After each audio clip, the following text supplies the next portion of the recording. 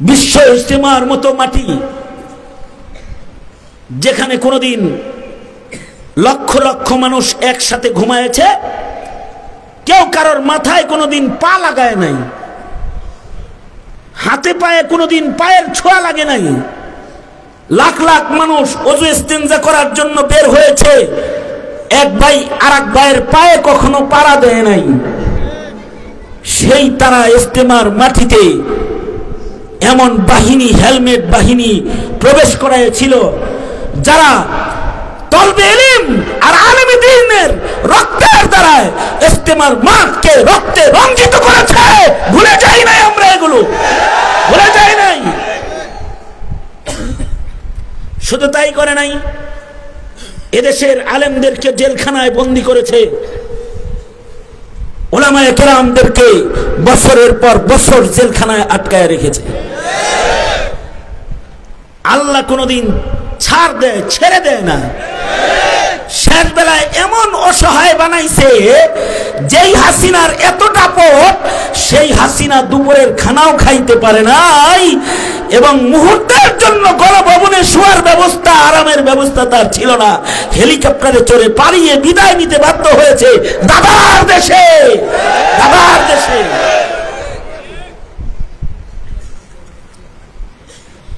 এই যে দুরবস্থা, এটার কারণ হলো পূর্বের যুগে যারা নবীর দুশমন তারা ইলমের দুশমন,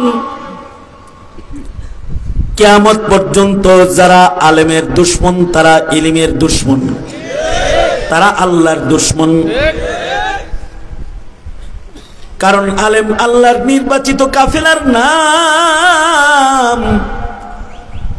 আলেমের সিনাকে ইলমের জন্য নির্বাচনকারী কে? জোরে আওয়াজ করে বলেন কি? লক্ষ লক্ষ মানুষের, লক্ষ লক্ষ হাদিসের সমাহার একজন মানুষের সিনার ভেতরে আল্লাহ আটকায়েছে। গুরুস্থান কর্তৃপক্ষ শেষ পর্যন্ত শর্ত দিয়েছে, 1 লাখ হাদিসের হাফেজ না হইলে কবরস্থানে জায়গা নাই। বাইচা গেছ শয়তানের দল। আমার দেশের মুসলমান এমন কোন শর্ত কবরস্থানে লেখে নাই। বেঁচে গেছ। তবে আমার মনে হয় শয়তানের শয়তানি যদি বেড়ে যায়, তাইলে ইমানদার তখন শক্ত হবে। এক সময় কবরস্থানে লেখা থাকবে, নাস্তিকের দালাল যারা তাদের গুরুস্থানে ঢুকা নিষেধ, লেখা থাকবে। শাতিমে রাসূলদের দালালি যারা করে, কাদিয়ানির দালালি যারা করে, তারা গুরুস্থানে কবর দিতে পারবে না, তাদেরকে লেখা থাকবে। লেখা উচিত হয়ে গেছে। উম্মতের উলামায়ে দ্বীনদের সোহবতে, দাওয়াত ও তাবলীগের নিসবতে, গভীর রজনীতে, দ্বীনি মাহফিলে আমাদেরকে আল্লাহ তাআলা আসার বসার তৌফিক দান করেছেন।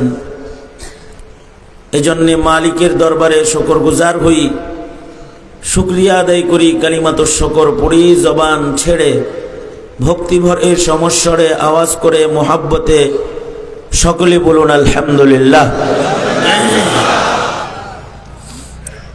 এত সময় পর্যন্ত হযরত উলামায়ে কেরাম পূর্ণর নসিহত, নুরানি নুরানি কথা আকাবির হযরতগণ আলোচনা করেছেন। সম্মেলনের একেবারে শেষ ভাগে আমি আপনাদের সামনে বসে গেছি সূরা জুমার থেকে আয়াত অংশ এবং নবী পাকের হাদিস আপনাদের সামনে পেশ করেছি। এগুলোকে সামনে করে বুজুর্গদের একটি সবক আপনাদের সামনে তাকরার করার ইরাদা রাখি। আল্লাহ তাআলা কিছু উপকারী কথা আপনাদের কানে পৌঁছাইবার তৌফিক দান করেন। আপনারা দোয়া করুন, বলুন আমিন। এই পৃথিবীতে লক্ষাধিক নবী রাসূল যারা আগমন করেছেন, সকল নবীগণ দুই জিনিস নিয়ে আগমন করেছেন। নবীরা সকলেই একাত্মবাদ, তাওহীদ নিয়ে আগমন করেছেন, নবীরা ইলমে দ্বীন নিয়ে আগমন করেছেন। সকল নবীদের কালিমা ছিল, ইলান ছিল, ইয়া আইয়ুহান নাস কুলু লা ইলাহা ইল্লাল্লাহ। সকল নবীরাই তাওহীদ নিয়ে আগমন করেছেন।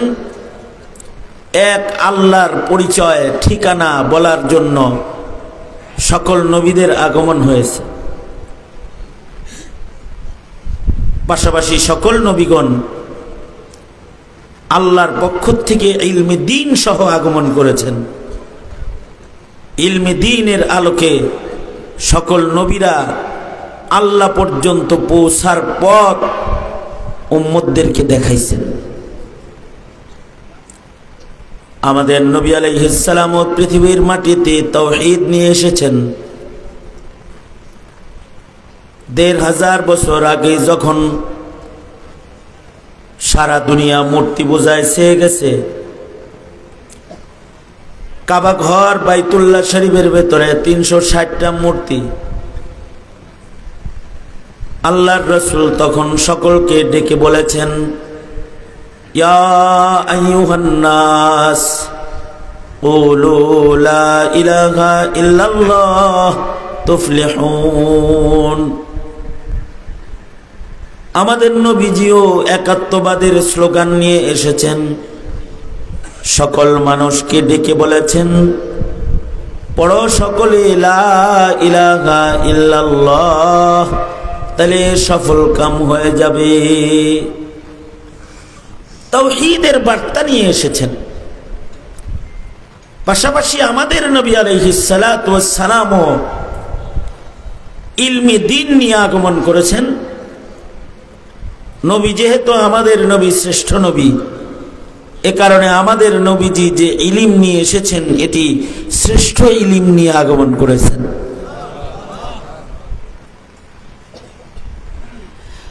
এই কারণেই দুনিয়ার অন্যান্য নবীর ইলমের আর আমাদের নবীর ইলমের ভেতরে কিছু ব্যবধান আছে। আমাদের নবীর পূর্বে যত নবী এসেছে, কোন নবীর ইলমের হিফাজত হয় নাই। আমাদের নবীজির কাছে যে ইলম আল্লাহ তাআলা দিয়েছেন, নবীজি যে ইলম নিয়ে এসেছেন, এটার হিফাজত করার জিম্মাদার কে হয়েছেন? আরো জোরে আওয়াজ করে বলেন, কে হয়েছেন? ইন্না নাহনু নাযালনা যিকরা ওয়া ইন্না লাহু লাহাফিজুন। আমাদের নবীর উপরে অবতীর্ণ ইলম সম্পর্কে আল্লাহ তাআলা বলেন যে আমার বন্ধুর কাছে কোরআন নামক শ্রেষ্ঠ ইলম আমি নাজিল করেছি এবং নবীর ইলমকে কিয়ামত পর্যন্ত হিফাজত করার জিম্মাদারি আমি আল্লাহর।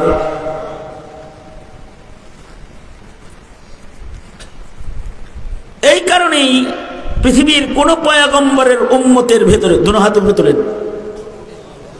ঘুমন্ত না জাগ্রত, সোজা করেন, আঙুল খুলে দেন, নাড়াচাড়া দেন, জবান খুলে আওয়াজ করে আল্লাহর নামের তাসবিহ পড়েন, জোরে আওয়াজ করে বলেন সুবহানাল্লাহ, আলহামদুলিল্লাহ, লা ইলাহা ইল্লাল্লাহ। উঁচু আওয়াজে, সর্বোচ্চ আওয়াজে, বুলন্দ আওয়াজে বলুন আল্লাহু আকবার। আরো জোরে করে বলুন আল্লাহু আকবার। হাত নামান, ডান হাত তোলেন, দুনো হাত তোলেন, ডান হাত নামান, বাম হাতও নামান। এই যেমন হাত নামাইতে বলছি কোনটা, এটা যেমন খুব খেয়াল করছেন। একেবারে শেষ ভাগে বসছি, কিছু কথা খেয়াল করে শোনেন। আমার আলোচনার আজকের পয়লা কথা, দুনিয়ার কোন পয়গম্বরের ইলম হিফাজত হয় নাই, কিন্তু আমাদের নবীর ইলমের হিফাজত কার? জোরে আওয়াজ করে বলেন হিফাজত কার? হিফাজত করনে ওয়ালা স্বয়ং আল্লাহ। কেন? কোন নবীর ইলমের হিফাজতের জরুরত পড়ে নাই, কিন্তু আমাদের নবীর ইলমের হিফাজতের জরুরত আছে। কারণ আগের যুগে এক নবী চলে গেছে, আর এক নবী আসছে। সেই নবী চলে গেছে, নতুন নবীর জন্ম হয়েছে। আমাদের নবীজিকে 570 খ্রিস্টাব্দে জন্ম দিয়ে আল্লাহ তাআলা পৃথিবীবাসীকে শেষ নবীর ঘোষণা এলান করেছেন যে এখন যে পয়গম্বরের জন্ম হইল মুহাম্মাদুর রাসূলুল্লাহ সাল্লাল্লাহু আলাইহি ওয়াসাল্লামের পরে কিয়ামত পর্যন্ত আর কোন নবীর জন্ম নাই। তিনি খাতামুন নবিয়্যিন, তিনি শেষ নবী। কিয়ামত পর্যন্ত তারপরে আর কোন নবীর আগমন ঘটবে না। আমাদের নবীর শান, আমাদের নবী খাতামুন নবিয়্যিন। কিয়ামত পর্যন্ত নবীর উম্মত যারা পৃথিবীতে আসবে তাদেরকে তাওহীদ শিখানোর জরুরত আছে, তাদেরকে আল্লাহ পর্যন্ত পৌঁছার পথ দেখানোর জরুরত আছে। নবী যেহেতু আর আসবে না, সঙ্গত কারণে নবীর রেখে যাওয়া ইলম সংরক্ষণের জরুরত আছে।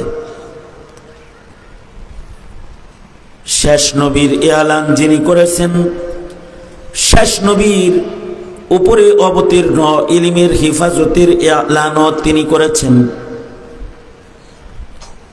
আল্লাহ তাআলা নবী পাঠাইবেন না বটে, কিন্তু উম্মতে মুহাম্মাদের আরেকটা আজব শান। কোন নবীর উম্মতের ভেতরে নায়েবে নবী নাই, উম্মতে মুহাম্মাদের ভেতরে আল্লাহ তাআলা নায়েবে নবী দান করেছেন। নবী পাঠাইবেন না, কিন্তু নবীর ইলম কিছু মানুষের সিনায় আল্লাহ তাআলা হিফাজত করবেন যুগে যুগে। তারা নবী নয় বটে, কিন্তু তারা হবে নায়েবে নবী। তারা কি হবে? নায়েবে নবী। একটা কথা খুব বুঝার মতো, নবী যেমন আল্লাহর নির্বাচন, নবী ইলেকশনও না, সিলেকশনও না, নবী আল্লাহ পাকের নির্ধারণ নির্বাচন। নবী প্রেরণ করেন কে? আল্লাহ। নবী যেমন আল্লাহর নির্বাচন, আল্লাহ পাকের পক্ষ থেকে মুনতাখাব, কিয়ামত পর্যন্ত নায়েবে নবী কে হবে এটাও আল্লাহর নির্বাচন। আল্লাহু আকবার, জোরে বলেন, আরো জোরে আওয়াজ করে বলেন, জোরে করে বলেন আল্লাহু আকবার। নায়েবে নবীর নির্বাচনকারী কে? যাকে তাকে আল্লাহ তাআলা নায়েবে নবী বানাইবেন না।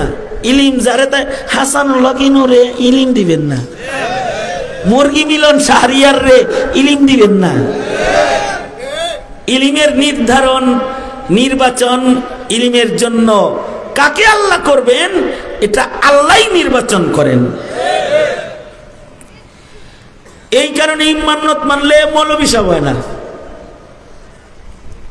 মান্নত মাইনা হাফেজ বানান যায় না, মান্নত মাইনা আলেম বানান যায় না। আমার আব্বা জান ইন্তেকাল করেছেন গত 3 মাস 4 মাস আগে। কারফিউ যখন চলতেছিল তখন আমার আব্বা ইন্তেকাল করছেন। আমার আব্বা জান ছিলেন উস্তাদুল হুফাজ, প্রবীণ হাফিজ কোরআন। হাজার হাজার ছাত্র আমার বাবার আছে যারা আমার আব্বার কাছে হিফজ করেছে। কত মানুষের সন্তানরে হাফেজ বানাইছে, খুব চেষ্টা করছে আমারে হাফেজ সাহেব বানাইতে, কিন্তু পারে নাই। আমারে পড়তে দেয়, আমি খালি ডুলি। মনে হয় খুব পড়তেছি, কিন্তু আসলে পড়ি না। চেষ্টা করলেন হাফেজ বানাইতে, কিন্তু হাফেজ বানাইতে পারলেন না। অথচ হাজারো সন্তানকে তিনি হাফেজে কোরআন বানাইছেন। দুঃখ করে কাঁদতেন যে পরের সন্তান রে হাফেজ বানাইলাম, নিজের ছেলে তুই হাফেজ হইলি না। পরে আবার এক সময় বলছেন, আসলে আল্লাহ পাকের নির্বাচন তো, আল্লাহ তোরে নির্বাচন করে নাই তাই ওয়াজ নাই। কিন্তু আমার আব্বা ইন্তেকালের পূর্বে আমার ছেলেকে বসায় নিয়া ওর তিলাওয়াত শুনতেন প্রচুর, ওর পেছনে তারাবি পড়তেন, আর কখনো কেঁদে ফেলে বলতেন এই কথা শুনতাম আমরা, দাদু ভাই আমি মরে গেলে আমার মাথাটা তুমি হাতে কবরে নামায়, কারণ আমার খানদানের ভেতরে তুমি হাফিজুল কোরআন, তোমার সিনায় কোরআন আছে, তোমার কারণে তোমার মা বাবার সম্মান হবে। সুতরাং আমার মাথাটা তুমি তোমার হাতে কবরে নামাইবা। আমার মনটা কয় আমার রক্তের খানদানের কোন হাফিজুল কোরআন যদি আমার মাথাটা কবরে নামায়, তাহলে মহান আল্লাহ হয়তো আমার কবরে আমার মাথার কাছে কোরআন পাহারা দিয়ে দিতে পারে। মনে চাইলে হাফেজে কোরআন হওয়া যায় না, কারণ এই কোরআনের হিফাজত করনেওয়ালা আওয়াজ করে জোরে বলেন কি? সুতরাং কাকে কোরআন সিনায় লিখবেন নির্বাচন করেন কি?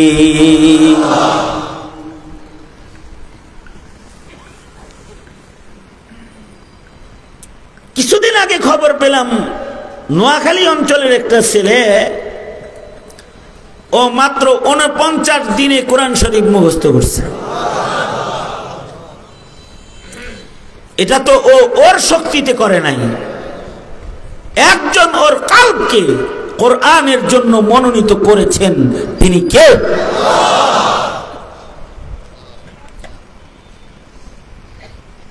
আমাদের আকাবিররা আরো কম সময়ে কোরআন মুখস্থ করেছে।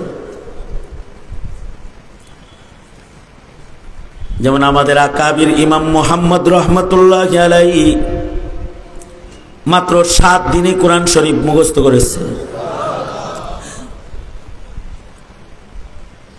ইমামে আজম আবু হানিফা রহমতুল্লাহ আলাইহি ইমাম মুহাম্মদ ক্লাসে বসলে ওনারে উঠায় দিছেন, যাও চলে যাও কোরআন মুখস্থ করে ক্লাসে আইবা।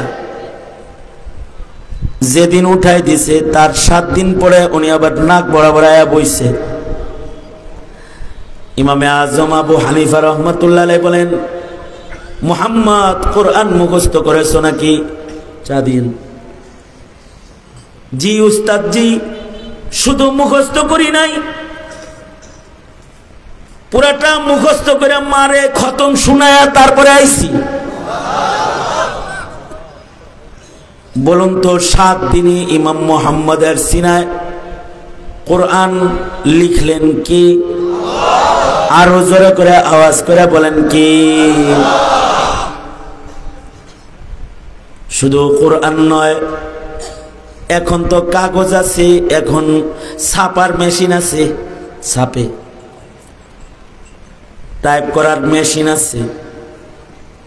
এমন একটা সময় ছিল যখন কাগজ ছিল না, টাইপ মেশিন ছিল না, কম্পিউটার ছিল না, সফটওয়্যার ছিল না,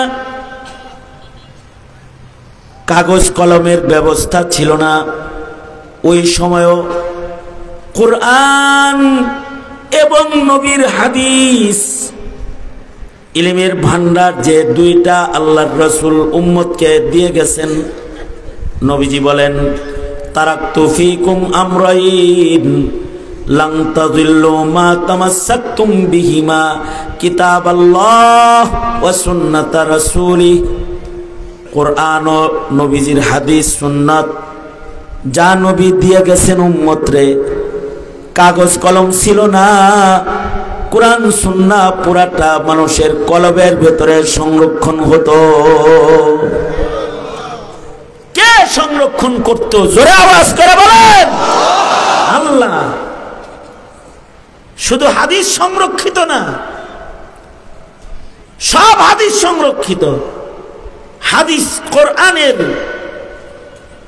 নির্বাচিত নির্ধারিত মাসাইল সব বুকে সংরক্ষিত। লাইব্রেরি না, মানুষের কলবটা ছিল লাইব্রেরি। মানব কলবরে ইলমের লাইব্রেরি বানালো কে? জোরে বলেন। আল্লাহ বানাইছে। আশ্চর্য বিষয় হলো উম্মতে মুহাম্মাদীর কারো কারোর সিনার ভিতরে নবীর সব ইলম আল্লাহ ঢুকাইছে। নবীজি যা ইলম রেখে গেছেন, নবীজির সব ইলম কারোর কারোর সিনায় আল্লাহ ঢুকাইছে। যেমন শামসুদ্দিন যাহাবী রহমাতুল্লাহ আলাইহি, ওনাকে বলা হয় ইলমের আজদাহা। জঙ্গলে যেমন আজদাহা আছে, সাপ, বড় সাপ, সাপের রাজ্যে বড় সাপ। ইলমের রাজ্যে কিছু কিছু মানুষকে আল্লাহ তাআলা আজদাহা বানাইছে, যে একটা মানুষের সিনার ভিতরে সব ঢুকাইছে আল্লাহ। কোরআন ঢুকাইছে, হাদিস ঢুকাইছে, ফিকাহ ঢুকাইছে, তাফসীর ঢুকাইছে। বলা হয় শামসুদ্দিন যাহাবীকে যদি আকাশে বসায়া আল্লাহ তাআলা যদি বলে, এই শামসুদ্দিন যাহাবী, আমার হাবিব যত ইলম রেখে আসছে সব তুমি আকাশে বসে বসে জমিনবাসীরে বলো। দুইজন দ্বিতীয় আর কাউকে লাগবে না, একা শামসুদ্দিন যাহাবী রহমাতুল্লাহ আলাইহি নবীজির সব ইলম উম্মতকে দেওয়ার জন্য উনি একাই যথেষ্ট। এই যে উনার সিনাকে ইলমের জন্য নির্বাচন করা হলো, নির্বাচন উনি নিজে নিজে নির্বাচিত হন নাই, দুনিয়ার মানুষ তাকে নির্বাচিত করে নাই, তাকে ইলমের জন্য নির্বাচিত করেছে কে? এমপি মানুষের ভোটে নির্বাচিত হয়, মন্ত্রী কারোর সমর্থনে নির্বাচিত হয়, কিন্তু আলেম পাবলিকের সমর্থনে হয় না। আলেম নির্বাচন নির্ধারণ করে, আওয়াজ করে জোরে বলেন কে করে? আল্লাহ করে। যেমন শারিহুল বুখারী ইবনুল হাজার আসকালানী, হাফিজ ইবনুল হাজার আসকালানী, আনোয়ার শাহ কাশ্মীরি রহমাতুল্লাহ আলাইহি বলতেন, ইবনুল হাজার আসকালানী শুধু কয়েক হাজার হাদিসের হাফেজ না, উনি হাফিজুদ দুনিয়া। দুনিয়ার যত ইলম আছে সব ইলমের হাফেজ আল্লাহ ওনারে বানাইছে। যেমন আমাদের ভারতবর্ষে ছিলেন আনোয়ার শাহ কাশ্মীরি রহমাতুল্লাহ আলাইহি, মাকতাবাতুন আজিমাতুন হাইয়াতুন নাতিকাতুন, জিন্দা চলতি ফিরতি লাইব্রেরি ছিলেন। দারুল উলুম দেওবন্দের সব কিতাব ওনার বুকের ভেতরে মুখস্থ ছিল। একজন আলিমের সিনার ভেতরে আল্লাহ তাআলা গোটা ভারতবর্ষের লাইব্রেরি ঢুকায় রাখছেন। উনি দেওবন্দ মাদ্রাসায় বলতেন, দারুল উলুমের কোন লাইব্রেরির কোন কিতাব যদি নষ্ট হয় তাহলে আমাকে বলো, হাসিয়া বাইনা সতর সহ আমি আনোয়ার শাহ লেখা দেব। এইটা আল্লাহর নির্বাচন। এই উম্মতের ভিতরে কিছু মানুষ আছে নবীর সব হাদিস মুখস্থ রাখতেন, আবু জুরআ রাজি রহমতুল্লাহি আলাইহি, যিনি ইমাম বুখারী রহমতুল্লাহ আলাইহির দাদা উস্তাদ। উনার তো 6 লক্ষ হাদিস, 7 লাখ নবীর টোটাল হাদিস, তার 6 লাখ ওনার একাই মুখস্থ ছিল, কাগজে লেখা না, কলমে লেখা। এ কারণে ইঞ্জিনিয়ার সাহেব, ডক্টর সাহেব, আলেমের সাথে হদ্দারি করা লাগে না, কারণ এটা আল্লাহর দান। আল্লাহ যাকে ইলম দেয় সে আলেম হয়। আবু জুরআ রাজি রাহমাতুল্লাহ আলাইহির কত হাদিস মুখস্থ যে ওনার ছাত্র নিজের বউরে ওনার উস্তাদের ইলম বুঝানোর জন্য বইলা ফেলাইছে যে আমার উস্তাদের যদি সনদ সহ 1 লাখ হাদিস মুখস্থ না থাকে তাইলে তুই 3 তালাক। মানে এটা হলো উস্তাদের ইলম বুঝানোর জন্য নিজের বউরে তালাক দিছে, উস্তাদের ইলম দিয়া লটকায়া, শর্তে তালাক। ইয়াকিন হইল আমার উস্তাদের মুখস্থ আছে, আমার বউ তালাক হইব না, এটা হইল ইয়াকিন। বলে কি, এই বউ, আমার উস্তাদের যদি 1 লক্ষ হাদিস সনদ সহ মুখস্থ না থাকে তাইলে তুই 3 তালাক। এবার পরক্ষণেই চিন্তা করতেছে, বললাম তো যদি হুজুর 1 লাখ কইতে না পারে, যদি বলতে না পারে তাইলে তো বউ তালাক হয়ে যাইব। সকালবেলায় স্বামী স্ত্রী দুইজন আবু জুরআ রাজি রহমতুল্লাহ আলাইহির কাছে গেছেন, যা বলে, উস্তাদ জি, আমি আমার বিবেকে বলেছি তোমার যদি আমার উস্তাদ 1 লাখ হাদিস সনদ সহ শোনাইতে না পারলে তুমি 3 তালাক। উস্তাদ জি, আপনার ইলমের বর্ণনা দিতে যে পেছ লাগায়া বউরে পেছে ফেলাইছি। এবার উস্তাদ জি, আসলে কি 1 লাখ শোনাইতে পারবেন? যদি আপনি না শোনাইতে পারেন তাহলে আমার বউ গেছে। সুতরাং জানতে চাই 1 লক্ষ হাদিস আপনার মুখস্থ আছে না নাই? সুবহানাল্লাহ বলার লেগে রেডিও বহেন, কত সুন্দর একটা কথা। আবু জুরআ রাজি রহমাতুল্লাহ আলাইহি বলেন, যাও সুখে শান্তিতে বউ লইয়া ঘর সংসার করো, কারণ তোমার উস্তাদ আবু জুরআর তোমার সূরা ইখলাস যেমন মুখস্থ, তোমার উস্তাদ আবু জুরআর 1 লক্ষ হাদিস সনদ সহ সূরা ইখলাসের মতো মুখস্থ।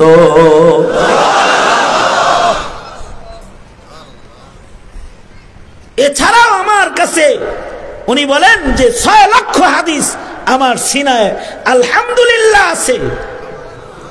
6 লাখ। ঢাকা শহরের ইউনিভার্সিটিতে এখন গেটে লেখা আছে ছাত্রলীগ ঢোকা নিষেধ। সেম কথা জাহাঙ্গীরনগরেও লেখা আছে। হ্যাঁ, কি জোরে আওয়াজ করে বলেন না কেন? গেটে লেখা ছাত্রলীগ ঢোকা নিষেধ। জাহাঙ্গীরনগর বিশ্ববিদ্যালয়ের গেটেও লেখা ছাত্রলীগ ঢোকা নিষেধ।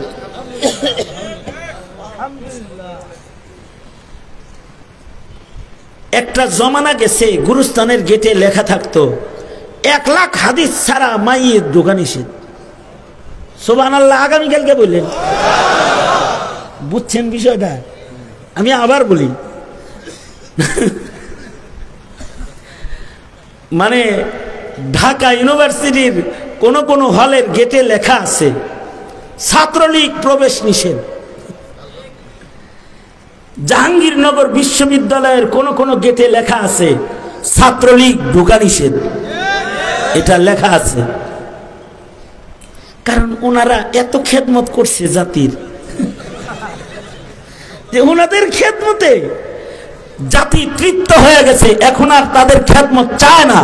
এ কারণে কাউকে নদীতে দেখা যায়, কাউকে কলা পাতায় শোয়া দেখা যায়,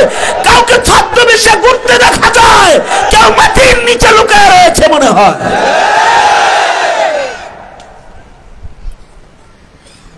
ইউনিভার্সিটির গেটে লেখা ছাত্রলীগ ঢোকা নিষেধ। উজবেকিস্তানে একটা কবরস্থান আছে, যে কবরস্থানের নাম মাকবারায়ে মুহাম্মাদিয়া, গুরুস্থানের নাম। এই গুরুস্থানে লেখা আছে গেটে, 2 শর্তে ভিতরে ঢুকতে পারো মাইয়ের। একটা শর্ত হলো নাম মুহাম্মদ হইতে হইব। নাম কি হইতে হইব? বাবা মায়ের নাম রাখতে হইব মুহাম্মদ, তাইলে ভিতরে ঢুকতে পারবা। দ্বিতীয় নাম্বার, শুধু মুহাম্মদ নাম হলে চলবে না, 1 লক্ষ হাদিস সনদ সহ মুখস্থ থাকতে হইব, তাইলে গুরুস্থানে ঢুকতে পারবা। আল্লাহ ইলিম রে কেমনি হেফাজত করছে। এই কবরস্থানের ভিতরে ইমামে বুখারী রহমাতুল্লাহি আলাইহির 17 জন উস্তাদ ঘুমিয়ে আছেন, যারা লক্ষ হাদিসের হাফেজ ছিলেন। ইমাম বুখারী যে লাখ লাখ হাদিস মুখস্থ করছে যাদের কাছ থেকে। এছাড়াও এই গুরুস্থানে প্রায় 2000 মাইয়িত আছে, যারা সবাই 1 লাখ করে হাদিসের হাফেজ ছিল। কারণ তখন কাগজ কলম ছিল না, নবীর হাদিস হেফাজত করতে হবে। আল্লাহ তাআলা নবীর উম্মতের সিনাকে, কলবকে হাদিসের জন্য মনোনীত করেছে। এই প্রায় 2000 মাইয়িত যারা শুয়ে আছে, তাদের সবাই লক্ষ হাদিসের হাফেজ। আজব কথা হইল, ওই গুরুস্থানের এলাকায় জন্মগ্রহণ করেছেন সাহেবে হেদায়া। সাহেবে হেদায়ার ইন্তেকালের পরে গুরুস্থান ওয়াকফকারীরা সাহেবে হেদায়াকে এই গুরুস্থানে ঢুকতে দেয় নাই। কারণ কি? অথচ সাহেবে হেদায়ার লক্ষ লক্ষ হাদিস মুখস্থ ছিল। দুর্বলতা হলো ওনার নাম মুহাম্মদ না। মুহাম্মদ না হওয়ার কারণে তাকে কবরস্থানে ঢুকতে দেয় নাই। বাচ্চা গেছ, শয়তানের দালাল যারা ইহুদ নাসারার দালালি করেছ বেঁচে গেছ, অথবা যারা এখনো নামাজ পড়ো না তারা বেঁচে গেছ। এই যুগের কোন গুরুস্থানের জমিন ওয়াকফকারী এটা বলে না যে আমার কবরস্থানে কোনো বেনামাজিরে কবর দিতে পারবে না। যদি খালি গুরুস্থানের জমিন ওয়াকফকারীরা একটা শর্ত দিত যে বেনামাজির কবরস্থানে জায়গা নাই, যদি খালি এই এক শর্ত দিত, যারা নামাজ পড়ো না তারা গুরুস্থানে তো জায়গা পাইতা না, নিজের ঘরের কোনায়ও তোমরা জায়গা পাইতা না। তোমাদের লাশ তোমাদের সন্তানরা নদীতে ভাসায় দিত, যদি খালি কেউ এই শর্ত দিত যে বেনামাজির কবরস্থানে ঢোকা নিষেধ। বাচ্চা গেছা এই শর্ত দেয় না, তবে এমন শর্ত দেওয়াই দরকার ছিল মুসলমানের দেশে, উজবেকিস্তানের মতো। কারণ ওটা ইলিমের শহর, তো বাংলাদেশও ইলিমের শহর। 40,000-এরও অধিক বড় বড় মাদ্রাসা বাংলাদেশে দাঁড়িয়ে আছে, এটা ইলিমের শহর। এখানে শর্ত দেওয়া দরকার ছিল, যারা নামাজ পড়বি না তাদের জায়গা কোনো কবরস্থানে নাই, যারা রসুলের দুশমনদের সাথে আতাত করবি তাদের জায়গা মুসলমানের কবরস্থানে নাই। যদি শর্ত এটা থাকতো তাহলে এই প্রধান উপদেষ্টা ডক্টর ইউনূস সাহস করত না শিক্ষা কমিশনে হাদিস মুনকিরে হাদিসকে জায়গা দিতে, সাহস করত না উপদেষ্টা পরিষদের ভেতরে নাস্তিককে জায়গা প্রদান করতে, সাহস করত। কিন্তু আমরা এই শর্ত দেই নাই।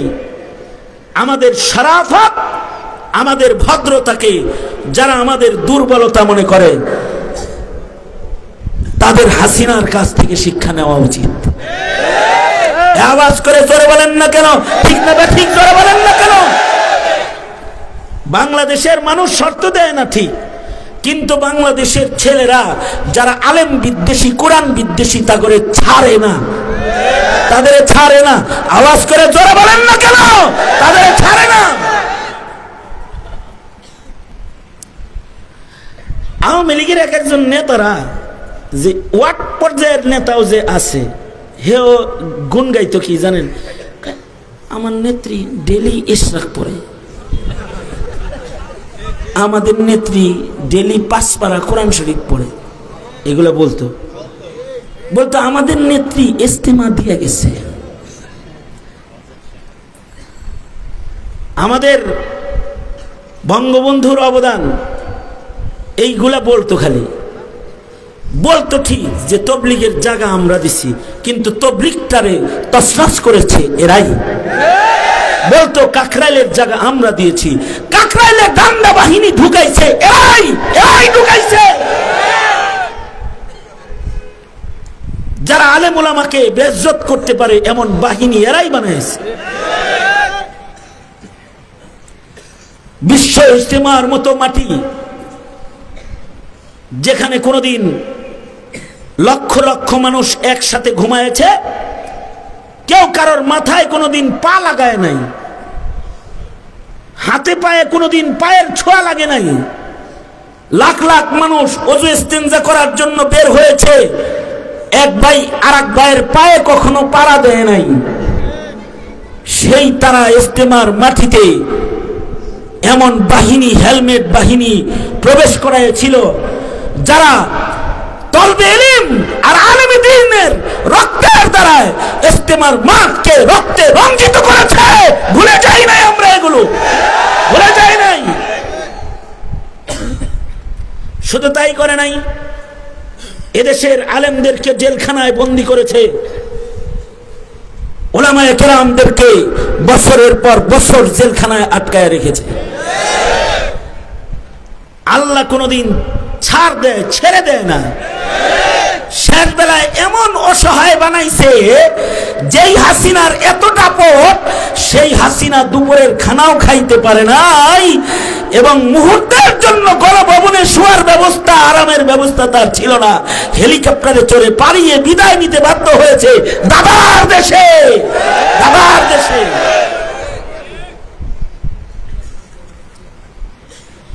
এই যে দুরবস্থা, এটার কারণ হলো পূর্বের যুগে যারা নবীর দুশমন তারা ইলমের দুশমন, কিয়ামত পর্যন্ত যারা আলেমের দুশমন তারা ইলমের দুশমন, তারা আল্লাহর দুশমন। কারণ আলেম আল্লাহর নির্বাচিত কাফেলার নাম। আলেমের সিনাকে ইলমের জন্য নির্বাচনকারী কে? জোরে আওয়াজ করে বলেন কে? লক্ষ লক্ষ মানুষের, লক্ষ লক্ষ হাদিসের সমাহার একজন মানুষের সিনার ভেতরে আল্লাহ আটকায়েছে। গুরুস্থান কর্তৃপক্ষ শেষ পর্যন্ত শর্ত দিয়েছে, 1 লাখ হাদিসের হাফেজ না হইলে কবরস্থানে জায়গা নাই। বাইচা গেছে শয়তানের দল। আমার দেশের মুসলমান এমন কোন শর্ত কবরস্থানে লেখে নাই। বেঁচে গেছ, তবে আমার মনে হয় শয়তানের শয়তানি যদি বেড়ে যায়, তাইলে ইমানদার তখন শক্ত হবে। এক সময় কবরস্থানে লেখা থাকবে, নাস্তিকের দালাল যারা তাদের গুরুস্থানে ঢুকা নিষেধ, লেখা থাকবে। শাতিমে রাসূলদের দালালি যারা করে, কাদিয়ানির দালালি যারা করে, তারা গুরুস্থানে কবর দিতে পারবে না, তাদেরকে লেখা থাকবে, লেখা উচিত হয়ে গেছে।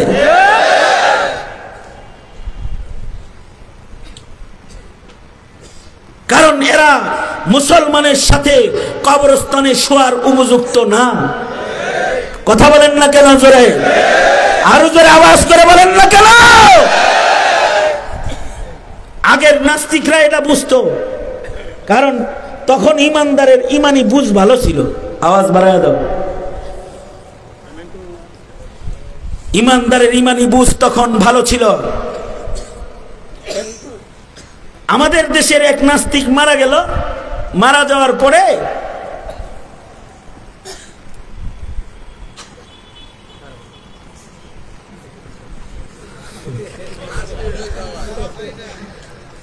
না, আমার সময় দিছে 40 মিনিট, 40 মিনিট শেষ।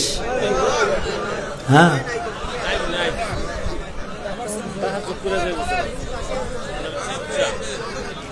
আচ্ছা আপনারা সারা রাত থাকেন, আমি না, আমি তো অসুস্থ রোগী। আর আমি তো আর এই বছর আসতেছি, আগামী বছর আসবো না এমন কোনো কথা না। আগামী বছরের ডেটও হয়ে গেছে, কারণ এটা তো এই মাহফিলে অন্য অন্য আলোচক মিস হইল, আমার খালি 1 বছর উনি আনে নাই। 1 বছর কে কইছে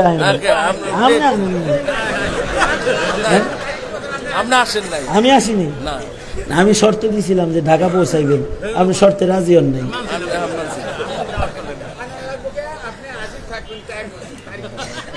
কামের কথা কইছেন একেবারে, ঠিকই কইছেন আপনি। এই দুনা তোমরা তোলেন, সোজা করেন। আপনারা কি আলেমের পক্ষে না বিপক্ষে? আরো জোরে আওয়াজ করে বলেন। যেই তবলিগে আলেম নাই ওই তবলিগে আপনারা আছেন, যেই দলে আলেম নাই ওই দলে উলামায়ে কেরাম যাদের সাথে নাই তাদের সাথে আপনারা আছেন, যেই খানকায় মৌলবী নাই ওই খানকায় আপনারা আছেন। কারণ যেখানে ইলম নাই ওখানে শয়তান আছে, শয়তান আছে। কারণ শয়তানের মোকাবেলায় জাহেল বেশি শক্তিশালী না আলেম বেশি শক্তিশালী? আল্লাহর রাসূল বলেছেন, আলা রাসূলুল্লাহ সাল্লাল্লাহু আলাইহি ওয়াসাল্লাম, ফাকিহুন ওয়াহিদুন আশাদ্দু আলা শাইতান মিন আলফি আবিদিন। আল্লাহর রাসূল বলেন, একজন আলেম শয়তানের মোকাবেলায় 1000 আবেদের চাইতে বেশি শক্তি রাখে। এ কারণে ইবলিস শয়তানের মোকাবেলায় আলেম শক্তিশালী। আলেমের শক্তি ইবলিসের মোকাবেলায় কেমন? ইমামে আবু ইউসুফ রহমাতুল্লাহ আলাইহি ওনার যখন ইন্তেকাল হইতেছে, ওনার ছাত্রদেরকে উনি মাসআলা পড়াইতেছেন। মাসআলাটা বোঝা জরুরি না, কিন্তু ঘটনাটা শোনা জরুরি। উনি মাসআলা পড়াইতেছেন, মৃত্যুর আগ দিয়া ছাত্রদেরকে ইমাম আবু ইউসুফ বলতেছেন, এই ছাত্ররা, হজে যে শয়তান রে কঙ্কর মারে, জামারাতে শয়তানকে কঙ্কর মারার তরিকা কি বলো? তো কিছু ছাত্র বলে পায়ে দল হাইটা যায় মারবে, কিছু বলে সওয়ারিতে মারবে। ইমাম আবু ইউসুফ বলে, না, যে রমির পরে রমি আছে, যে রমির পরে দোয়া আছে, ওটা পায়ে দল মারবে। অর্থাৎ প্রথম 2 দিন পায়ে দল কঙ্কর মারবে, শেষের দিন সওয়ারিতে চৈরাও মারতে পারবে। মাসআলা পড়াইলেন ইমাম আবু ইউসুফ নিজের ছাত্রদেরকে।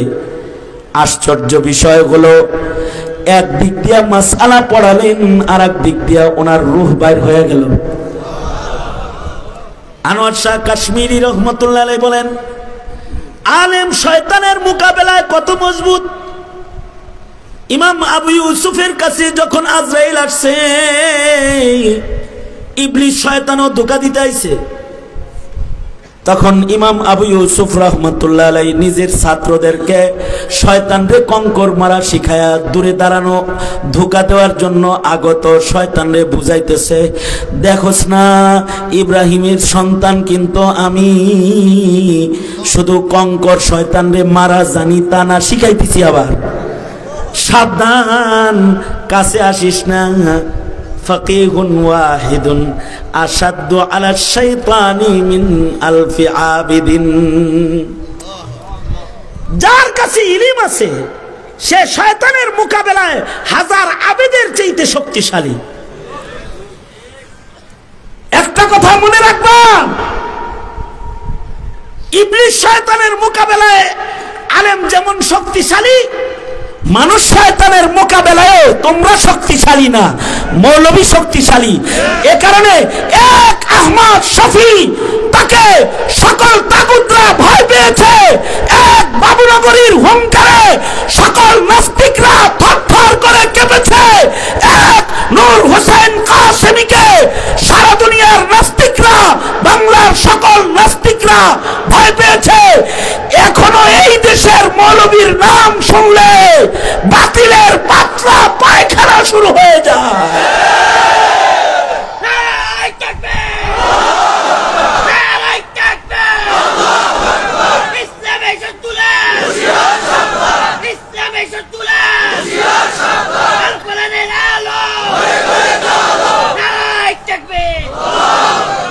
শিক্ষা কমিশনে অথবা উপদেষ্টা পরিষদে আলেম না ঢুকানোর একটা কারণ আছে। তো মূল কারণ হইল ওরা ডরায়। এক মামুনুল হক যদি ঢুকে বয়ে থাকে তো সবগুলারে তো টাঙ্গা ছিঁড়ে ফলাইয়া দিব, ভয় পায়, ছিঁড়ে ফলাইয়া দিব, ভয় পায়। মৌলবী ঢুকুক এটা ভয় পায়। কিন্তু আমরা বলি, উপদেষ্টা পরিষদকে আমরা বলি, ডরে ভয়ে না ঢুকে বাইরে রাখছো না। উল্টা পাল্টা যদি করো, মৌলবী জমিনে খাড়া থাকতে উল্টা পাল্টা করতে পারবে না। হাসিনাকে যেমন তাড়িয়ে দেওয়া হয়েছে, তোমাকেও আমেরিকায় পাঠিয়ে দেওয়া হবে। কারণ ফকিহুন ওয়াহিদুন আশাদ্দু আলা শাইতানি মিন আলফি আবিদিন। কারণ আলেম নির্বাচন করে কে? জোরে আওয়াজ করে বলে।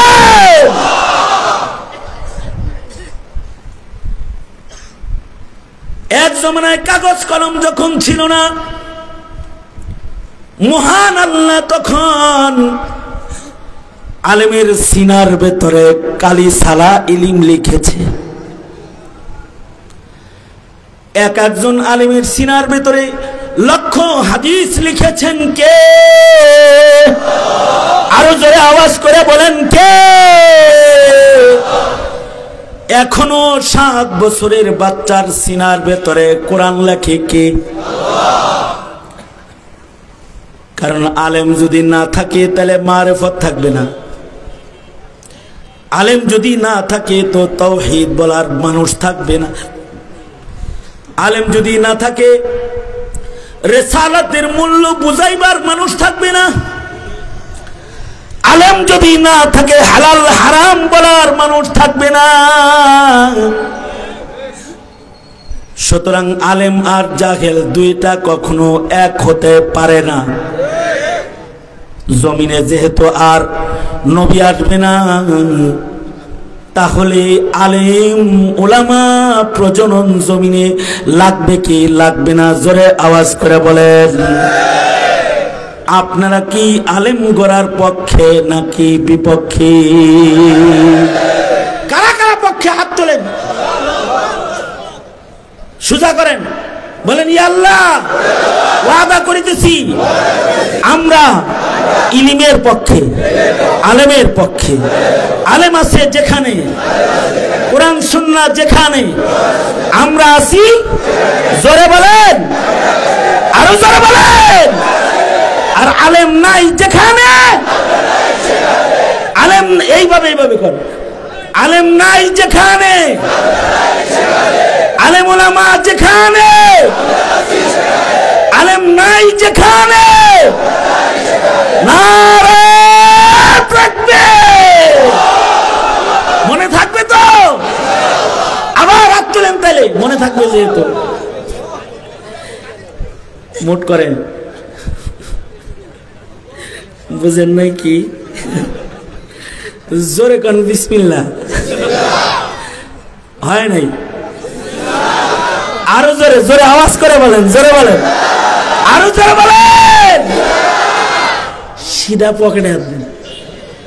এই পকেট পকেট পকেট, যার পকেটে যা আছে সব বের করে আনলেন। কি জন্য বের করবেন? ইলমের জন্য বের করবেন, মাদ্রাসা করার জন্য বের করবেন, আলেম বানানোর জন্য বের করবেন। তাড়াতাড়ি করেন, তাড়াতাড়ি করেন, জলদি করেন, জলদি করেন। হ্যাঁ, ছাত্ররা নেমে যাও। আর ভেতরে ভলেন্টিয়ার যারা আছো তারা উঠে পড়ো, রুমাল নিয়ে উঠো উঠো। হ্যাঁ, তা আমরা সবাই আলেমদের পক্ষে ইনশাআল্লাহ। শুধু মুখে মুখে না, টাকা দিয়াও মুঈন হতে পারি আমরা। মুঈন হব, অর্থ ব্যয় করেন, দান করেন, সাদকা করেন, মুঈন হন। আল্লাহ তাআলা সবাইকে কবুল করেন। সবাই ইস্তিগফার পড়েন। আস্তাগফিরুল্লাহ রাব্বি মিন কুল্লি যামবি ওয়া আতুবু ইলাইহি লা হাওলা ওয়ালা কুওয়াতা ইল্লা বিল্লাহিল আলিয়্যিল আযীম। আস্তাগফিরুল্লাহাল্লাযী লা ইলাহা, এই বসেন বসেন বসেন বসেন বসেন।